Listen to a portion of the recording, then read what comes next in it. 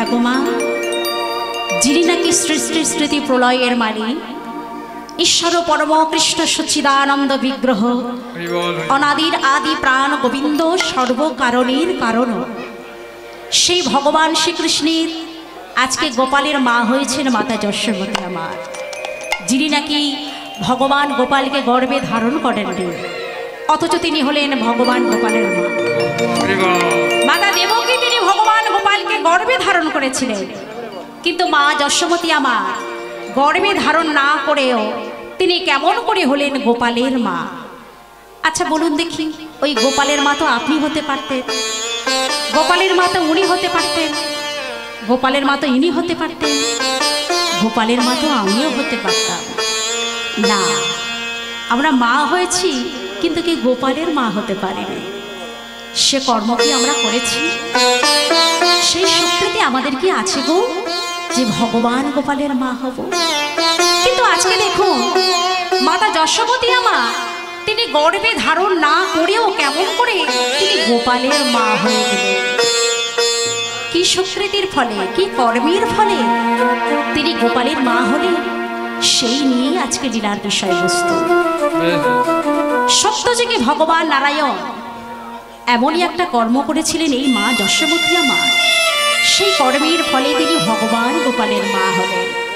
কি কর্ম করেছিলেন, কোন সুকৃতির ফলে, কোন কর্মের ফলে তিনি ভগবান গোপালের মা হলেন, সেই নিয়েই আজকে লীলার বিষয়বস্তু।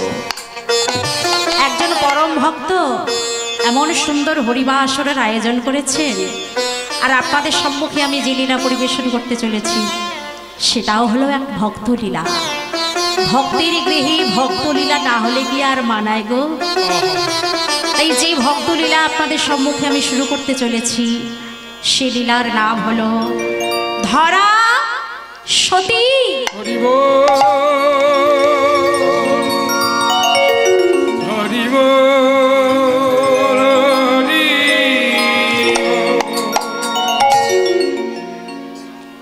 গোলক বিহারী নারায়ণ বৈকুণ্ঠে বসে বসে অঝর নয়নে কাঁদছে।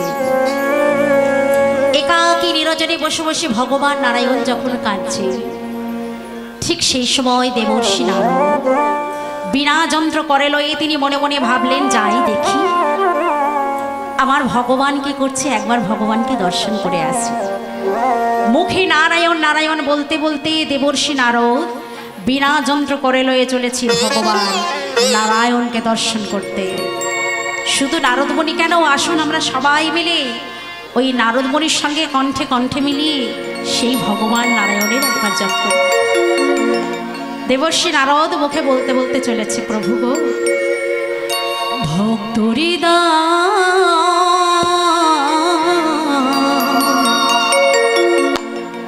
এই ভক্ত তোমাকে প্রভু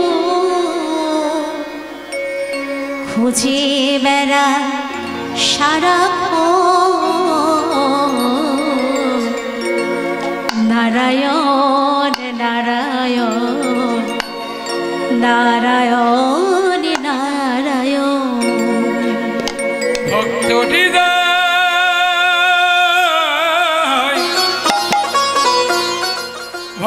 হৃদয় খুঁজে বেড়াই প্রভু তোমায় সারাক্ষণ,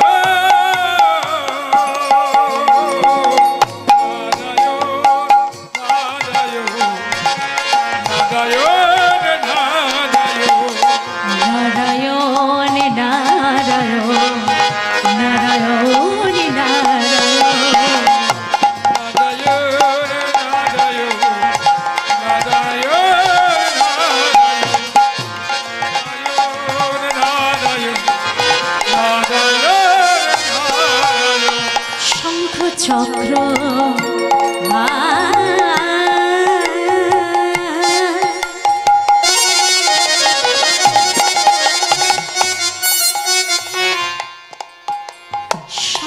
চক্র গদা পদধারী গোপীগণের কাছে তুমি মোরারে, চক্র গদা পদ্মধারী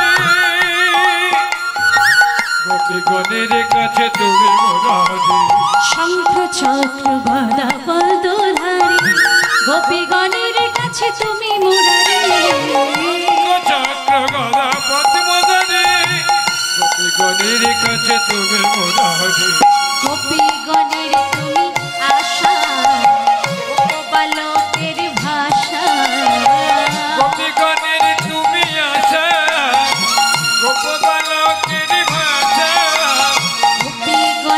তুমি আশা গোপবালকের ভাষা গোপীগণের তুমি আশা গোপবালকের ভাষা খুঁজি বেড়াই সারাক্ষণ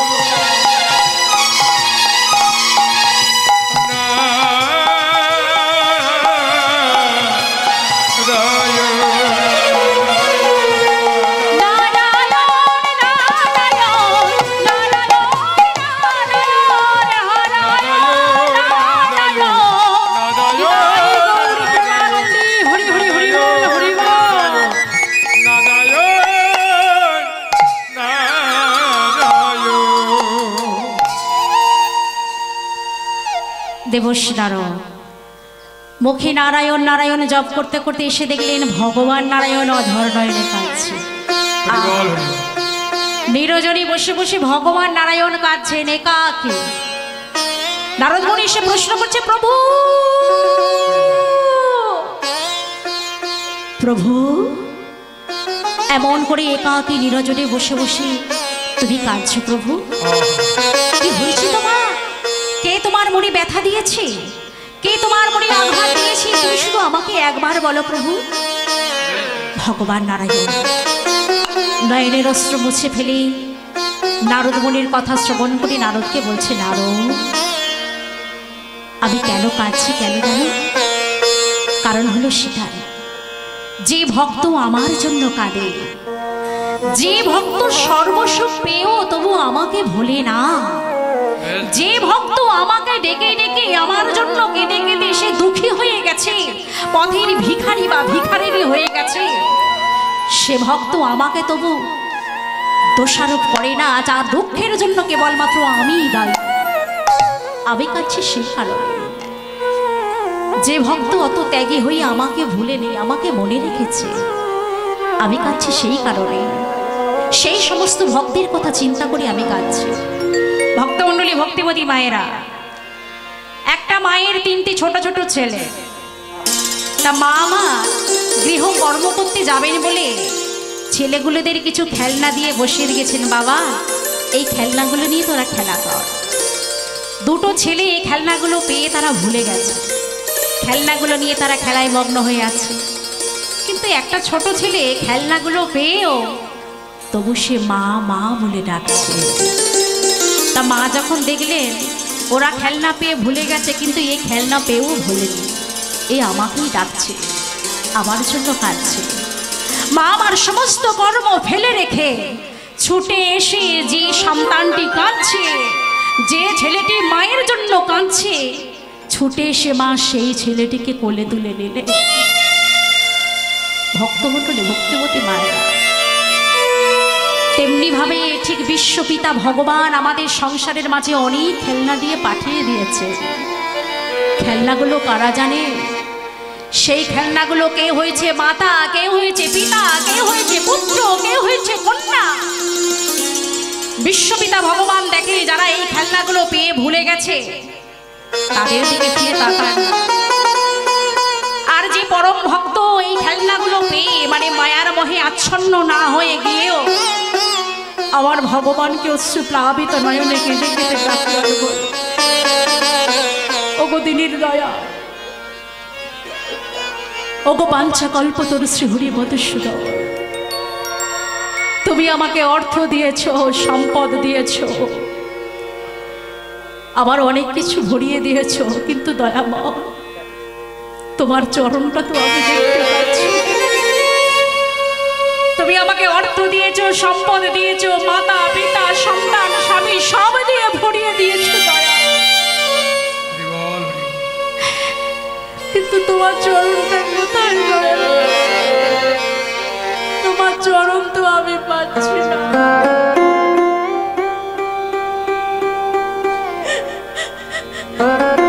আমি যে তোমার চরণে আশ্রয় পেতে চাই, ওই চরণটা তুমি আমার দাও দয়া। বিশ্বপিতা ভগবান দেখলে একে মাতা পিতা সন্তান অর্থাৎ সমস্ত খেলনা দিয়েছি, কিন্তু সে আমার জন্য তবু কাঁদছে। এত সুখ পেয়েও সে আমার জন্য কাঁদছে, আমাকেই ডাকছে। না না না, এই ভক্তকে কৃপা না করলে যে আমার ভক্ত বাঞ্ছা কল্পতরু নাম মিথ্যা হয়ে যায়। সেই পরম ভক্তকে ভক্তের ভগবান আমার তার দাস হয়ে থাকে। আজ ভক্তের ভগবান সেই সমস্ত ভক্তের কথা চিন্তা করছে না, কাঁদছে। জগতে কত রকমের ভক্ত আছে, কত রকম ভাবে ভগবানকে ভালোবাসে। কেউ যদি আমার ভগবানকে পুত্র রূপে ভালোবাসে, আমার ভগবান পুত্র রূপে তাকে কৃপা করে। কেউ যদি আমার ভগবানকে স্বামী রূপে ভালোবাসেন, তাকে স্বামী রূপে কৃপা করে। কেউ যদি আমার ভগবানকে সখা রূপে ভালোবাসে, তাকে সখা রূপে। শ্রীমদ ভাগবতে ভগবান শ্রীকৃষ্ণ নিজ মুখে বলেছেন, যে যথামাং প্রপাদে দন্তে স্তাং তথৈব ভজম্যহং মম বর্তন্তি পার্থ মনুষ্য সর্বস্ব। অর্জুন, এ জগতের জীব যে যেমন ভাবে আমাকে বাসনা করে, যে যেমন ভাবে আমাকে কামনা করে, আমি তার তেমনি ভাবে ফল দান করে থাকি। আজকে ভগবান এমনি ভাবে নিরজনে যখন কাঁদছেন, তা ভগবানের এই কথা শ্রবণ করে নারদ মুনি মনে মনে ভাবলেন, প্রভু বড় ভক্ত বলতে হয় তো আমি তোমার বড় ভক্ত, কারণ সদা সর্বক্ষণ আমি তোমার নাম করে বেড়াই। এ জগতের বড় ভক্ত হলো সে হলো আমি। তা নারদের এমন কথা শ্রবণ করি ভগবান নারায়ণ মনে মনে ভাবলেন, নারদ তুমি আমার নাম করো বলে তুমি এত নিজেকে বড় মনে করলে? তোমার মধ্যে যে আমিত্ব ভাব এসেছে, তোমার মধ্যে যে অহমিকা জন্ম নিয়েছে, এই অহমিকা আমাকে চূর্ণ করতেই হবে। আমার আর এক নাম হলো দর্পহারী নারায়ণ। তোমার এই অহংকারটা আমাকে চূর্ণ করতেই হবে নারদ। তাই ভগবান নয়নের অশ্রু মুছে ফেলে নারদ মুনিকে ডেকে বলছে, নারদ তুমি আমার সঙ্গে এক জায়গায় যাবে নারদ। বলে কোথায় প্রভু? বলে যাব আমি মর্তভূমির মাটিতে। মর্তভূমি, সেখানে আবার কেউ যায় নাকি? মরতে যারা যায় তারা যায় মরতে। আমি যাব না প্রভু তোমার সঙ্গে। ভগবান বলছে, আমি বলছি তাতেও তুমি যাবে না নারদ? নারদ মুনি বলছে, দেখো প্রভু, তুমি বললে তোমার কথা আমি কখনো অবমাননা করেছি? তোমার কথা তো আমাকে রাখতেই হবে। তবে একটা কথা, তোমার সঙ্গে মর্তভূমি যাব, আমাকে তুমি যেন অভুক্ত অবস্থায় রেখে দিও না প্রভু। ভগবান বলে, দাঁড়াও দাঁড়াও, তুমি আমার সঙ্গে চারিদিকে ভ্রমণ করবে আর আমি তোমাকে অভুক্ত অবস্থায় রাখতে পারি? চলো নারদ চলো। এই বলে ভগবান নারায়ণ দেবর্ষি নারদকে সঙ্গে লয়ে বললেন, দাঁড়াও, ভক্তের গৃহে গেলে স্বরূপে গেলে আমাদের হবে না, তাহলে চিনে ফেলবে। আমাদের ব্রাহ্মণের বেশে যেতে হবে। ভক্ত আর ভগবান চলেছে ব্রাহ্মণের বেশ ধারণ করে। আহা স্বর্গ ছাড়ি ভগবান মর্তভূমে যা, নারদ মুনি সঙ্গে লয়ে ঘুরিয়া বেড়া, ঘুরিয়া বেড়া। স্বর্গ ছাড়ি ভগবান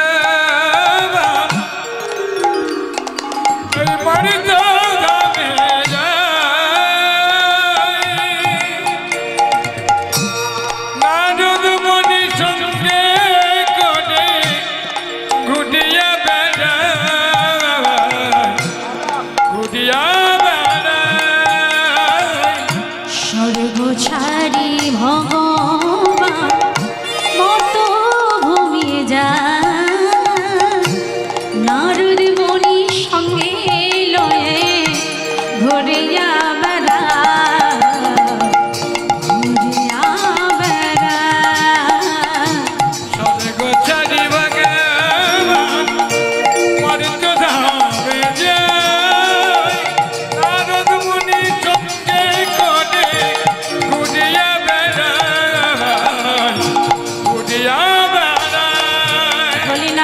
চলো চলো হে চলো চলো নারদ চলো চলো হে চলো চলো হে বলি যেথায় আছে আমার ওই পরম ভক্ত চলো চলো হে দয়াতে পরম ভক্ত চলো চলো হে আহা যেথায় আছে ওই পরম ভক্ত একবার চলো চলো হে দয়াতে পরম ভক্ত চলো চলো বলি যেথায় আছে আমার পরম ভক্ত বিলম্ব আর সইনা প্রাণে হরি হরি হরি চলো চলো নারদ মণি সঙ্গে লয়ে ঘুরিয়া বেড়া ঘুরিয়া বেড়ায় নারদ মণি মনির সঙ্গে করে ঘুরিয়া বেড়া ঘুরিয়া বেড়া ভক্তমণ্ডলী ভক্তমতী মায়েরা দেবর্ষী নারদ সঙ্গে লয়ে ভগবান নারায়ণ চলেছে কিছু দূর যাওয়ার পর হঠাৎ দেবর্ষী নারদ বলে বলল প্রভু প্রভু আমার যে ভীষণ পিপাসা পেয়েছে প্রভু তুমি আমাকে একটু জলপান করাতে পারো ভগবান বলি দাঁড়াও দাঁড়াও দাঁড়াও সেই যে দেখতে পাচ্ছ প্রাসাদ পাবো অট্টালিকা ওই অট্টালিকার কাছে গিয়ে আমি আমার ভক্তকে ডেকে তোমাকে নিশ্চয়ই জলপান করাবো ভগবান কথা দিলেন দেবর্ষী নারদকে কাছে গিয়ে ডাকলেন ভক্তের ভগবান ভগবানের সেই মধুর কণ্ঠস্বরে সেই গৃহস্বামীকে ডাকলেন কে আছো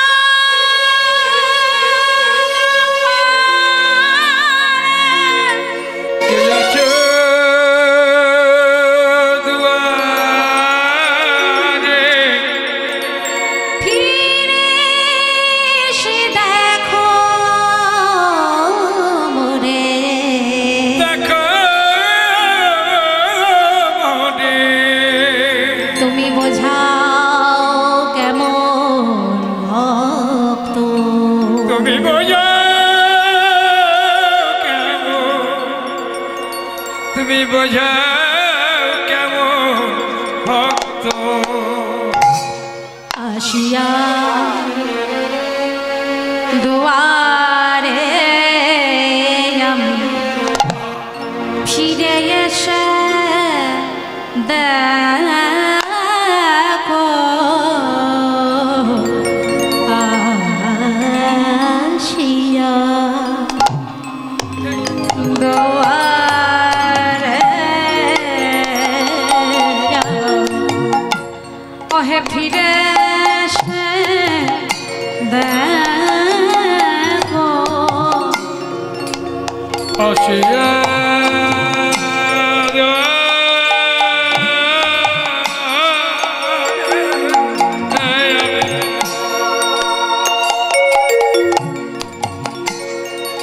একবার ফিরে এসে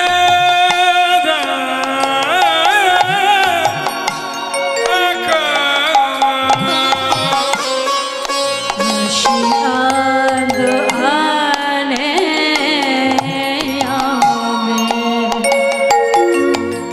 নিশরে গরে সরে সরে মপানি লপা পদা মপা গমার সরে সাসিয়া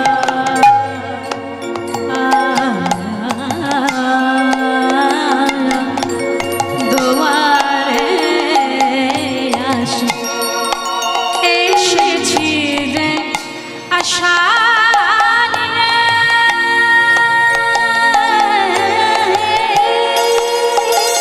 দেখা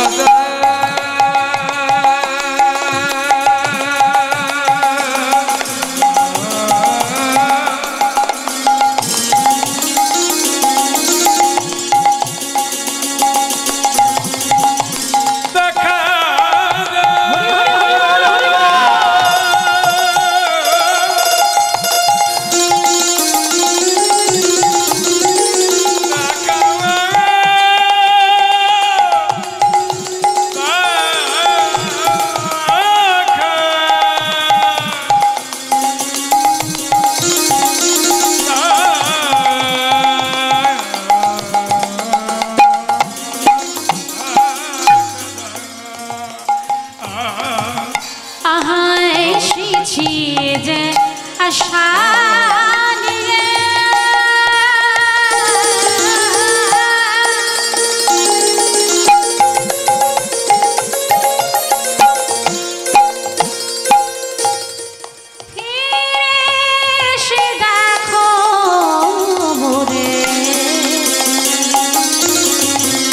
তুমি আমায় বুঝিয়ে দাও কেমন ভক্ত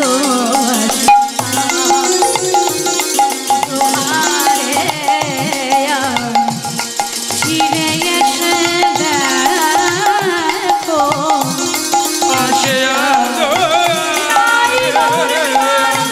হরি হরি হরি বল হরি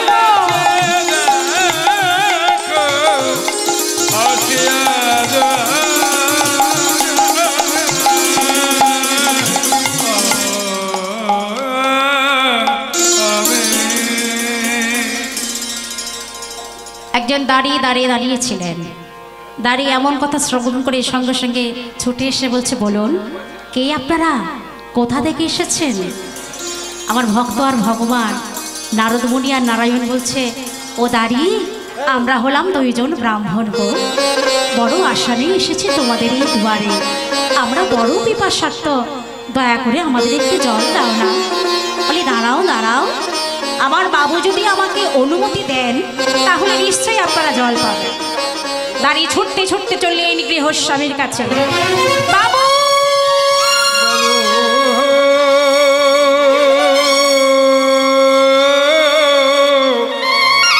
বাবু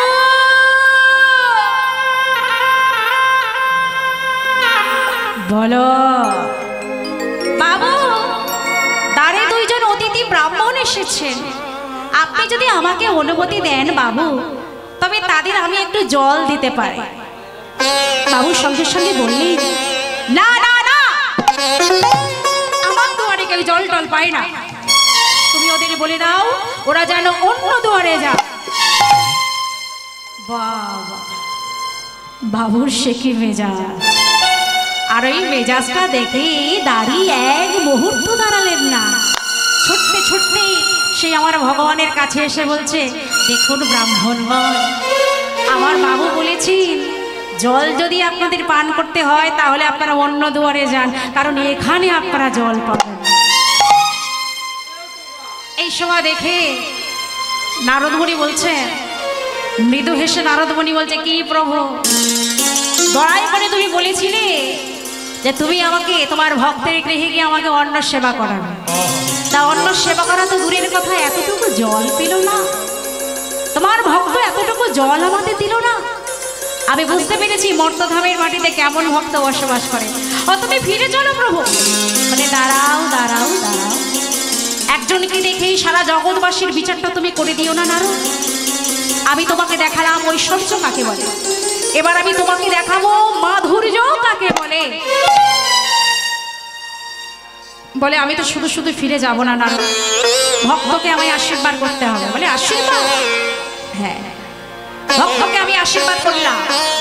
শোনো হে গৃহস্বামী, তুমি নাইবা দিলে আমায় জল, তোমার আমি আশীর্বাদ করি যা আছে তোমার আরো যেন দ্বিগুণে পরিণত হয়। নারদমুনি হেসে বলছে, বাবা বাবা বাবা, এ তোমার কেমন লীলা প্রভু, এ তোমার কেমন বিচার, যে তোমার কাছে এসে তোমাকে দেখলই না যে ভগবান দ্বারে এসেছি, যে তোমায় এতটুকু জল দিল না, তাকে তুমি আশীর্বাদ করলে ওর যা আছে আরো দ্বিগুণ হয়। বলে ভগবান, এ তোমার কেমন বিচার? ভগবান বলছে, দাঁড়াও দাঁড়াও, ওই অট্টালিকা করে আমার কাছে এসে দেখলো না যে আমি কে এসেছি ওর ঘরে, আমাকে এতটুকু জল দিল না, যাতে একেবারের মতো আমাকে ভুলে যায় তার ব্যবস্থাটা আমি করে গেলাম। সামান্য ওই অট্টালিকা করে আমায় ভুলতে বসেছে, যাতে একেবারে ভুলে যায় তার ব্যবস্থাটাই আমি করে গেলাম। নিতাই গৌর হরি হরি হরি অগ্নি গুরু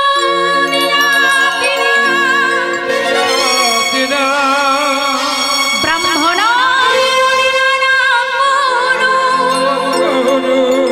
পতি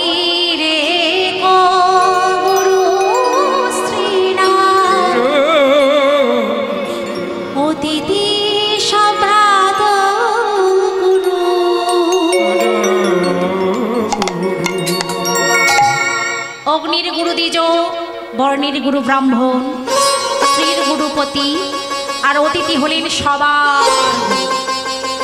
কোনো অতিথি যদি কোনো গৃহে যায়, সেই গৃহে যারা যারা বসবাস করে, কেউ যদি পুণ্য সঞ্চয় করে থাকে, যদি কিছু না দেয় অতিথিকে, তবে সেই অতিথি ভিখারি। গৃহে যারা যারা পুণ্য সঞ্চয় করে থাকে, সমস্ত পুণ্য হরণ করে সেখান থেকে বিদায়। আজকে ভগবানকে চিনতে পারল না একজন গৃহস্থা। ভগবান নারায়ণ বলি, নারদ, কথা যখন তোমাকে দিয়েছি, তোমাকে তো সেবা করাতেই হবে। চলো যাবো আমরা একটা অন্য গৃহে। বলে, প্রভু আমি তো বুঝতে পারলাম কেমন ভক্ত মর্তধামের মাটিতে বসবাস করে। ও আমি বুঝে গেছি, আর আমি দেখতে চাই না। বলে, চলো না নারদ, তোমাকে আমি দেখাতে চাই যে মর্তধামের মাটিতে কত রকম ভক্ত কত রকম ভাবে আমাকে ভালোবাসছে। আহা, এবার চললেন ভক্তের ভগবান একটা বুড়িমার গৃহে। যে বুড়িমা ছোট্ট পর্ণকুটিরে বসে বসে আমার ভগবান নারায়ণকে উদ্দেশ্য করে বলছে, ওগো বাঞ্ছা কল্পতরু শ্রী মধুসূদন, আমার আপন বলতে আর কেউ নেই। আমার আপন বলতে যদি কেউ থাকতে হয়, কেবলমাত্র তুমিই আমার আপন। ছেলে আমার, বউ আমার, ঘর আমার, বাড়ি আমার, কিছুই আমার নয়, সবই হলো সরকারির খামার। আমার আপনার থেকে আপনজন যদি কেউ থাকে, সে কেবলমাত্র তুমিই আমার আপন। তাই ভক্তমণ্ডলী ভক্তিমতী মায়েরা অশ্রুসিক্ত নয়নে বুড়িমা আমার ভগবানকে ডেকে ভগবানের কাছে প্রার্থনা করছে। ছোট্ট একটা নিবেদন, আপনাদের সম্মুখে আমি যে গানটা গাইছি, একজন মুসলমান কবি যার নাম হলো কবি কাজী নজরুল ইসলাম, তিনি মুসলমান হয়েও কেমন সুন্দর করে নিজের মনের কথাটা তিনি লিখে দিলেন। আসুন গানের মধ্যে আমরা জানবো। আপনাদের কাছে আমার একটাই নিবেদন, আপনারা একটু মন দিয়ে শ্রবণ করবেন, একটু অনুভূতি করবেন, একটু হৃদয়াঙ্গন করবেন। কারণ কীর্তনটা এমনই একটা বস্তু, হৃদয়াঙ্গন না করলে আপনাদের ভালো লাগবে না। কথাগুলো একটু বুঝবেন, একটু মন দিয়ে শুনবেন।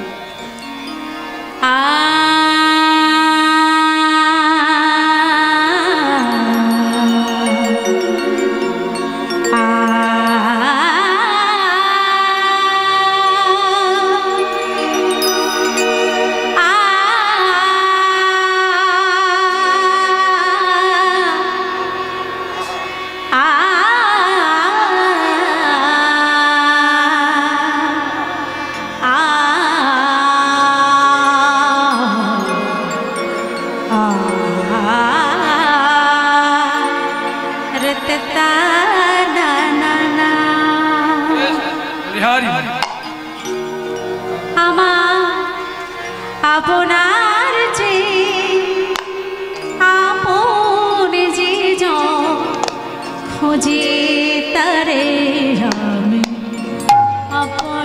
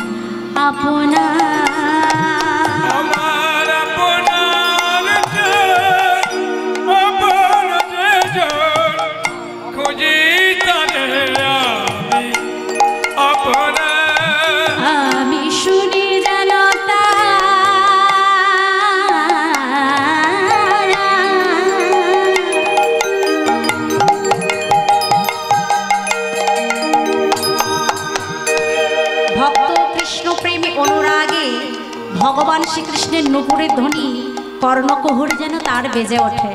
তাই ভক্ত আজকে কি বলছে, আমি শুনি যেন তার চরণের ধ্বনি,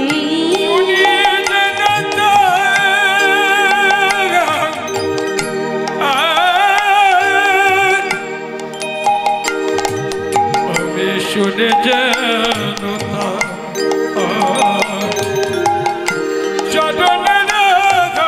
আমি শুনি যেন তার চরণের ধ্বনি, যেন